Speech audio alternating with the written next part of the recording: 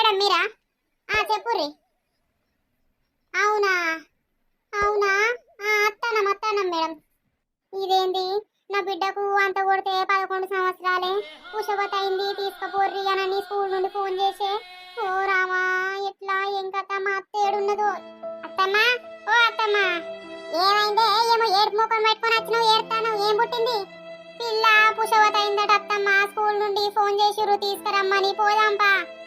అయ్యో ఎప్పుడు అట్నే ఎప్పుడు ఫోన్ చేసే? ఇప్పుడే అత్తమ్మా, నాకంతా పిసపిస అవుతుంది. ఏ ఊకోలచ్చక్క ఎందుకు అంతగానో పెడతావు? ఈ రోజులల్లా పిల్లలు తొందర అయిపాడైతారు. మరి మనం తినే తిండుకో మరి ఎట్లనో గాని ఏం గత్తి బాధపడకు, పోయి తీసుకురా పోర్రి. ఆటో పట్టుకొని పోర్రి, ఇంత ఏదన్నా బట్ట పట్టుకొని పో, కప్పుకొని తీసుకొని రా. ఏ పాయే ఎందుకు ఎడతాను? ఎప్పుడైనా అయ్యేది ఆగుతుందా? పా నేను అత్తపా, ఇద్దరం పోదాంపా. లింగని ఆటో పట్టుకొని రమ్మంటా, పోయి దోలుకొద్దాంపా, కూర్చోబెడదాం. సరే అత్తమ్మా. సార్ మా పాప ఎక్కడుంది?